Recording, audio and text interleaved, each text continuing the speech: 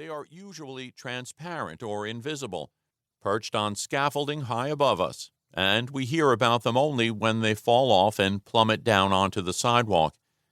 This is one of the sources of my constant attention to social history and its political expressions, constant and biased. As the British philosopher Bertrand Russell said, "A man without bias cannot write interesting history, if indeed such a man exists."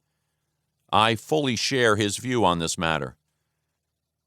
The end of the left? I am writing this text at a time when organized leftist movements around the world are in serious decline. Social movements still exist, and citizen rebellions continue to shake up many regimes. But this is not being translated into a gain in power on the part of the traditional left-wing parties or in the creation of dynamic left-wing movements. Hegel told us that the owl of Minerva spreads its wings only with the falling of the dusk, meaning that a historical process can only be understood in retrospect, at the moment when it is at an end. Does this principle apply to the worldwide left today? I am not sure, and this book is a reflection of my uncertainty.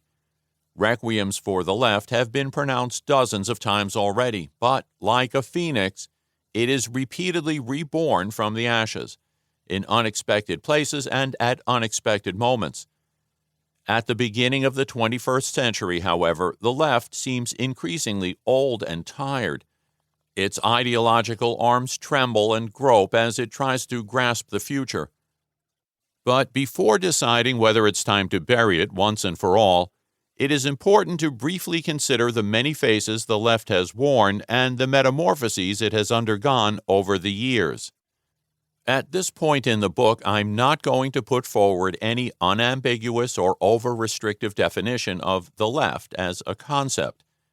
Philosophers, historians, and political scientists have all tried to give such a definition, but they all tend to use the term in different ways. It has also taken on different meanings depending on the era and geographical context.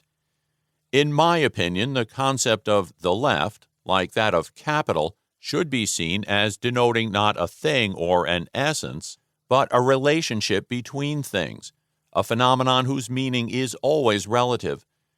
Every left has a right, and likewise every right has its left wing. Moreover, this relational dynamic has altered significantly over the last 2 centuries.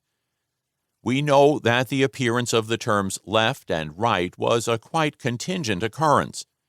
When, on the 28th of August, 1789, the newly formed National Constituent Assembly of France set out to deliberate on whether to maintain the king's right of veto over the decisions of the nation's elected representatives.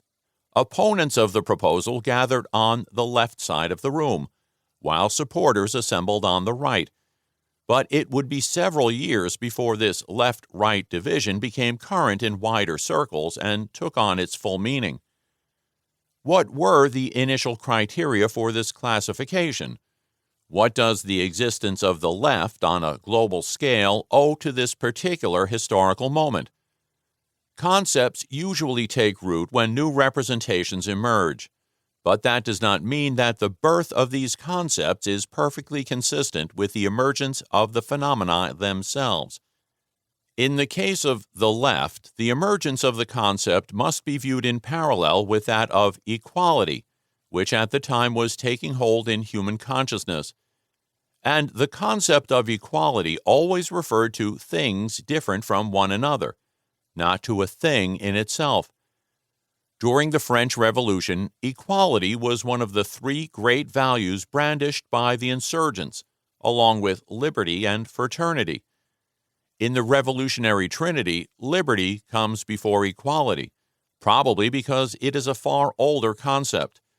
According to biblical myth, the sons of Israel escaped from slavery to claim their liberty, and during the slave revolts in Rome, a resounding demand for liberty was often heard.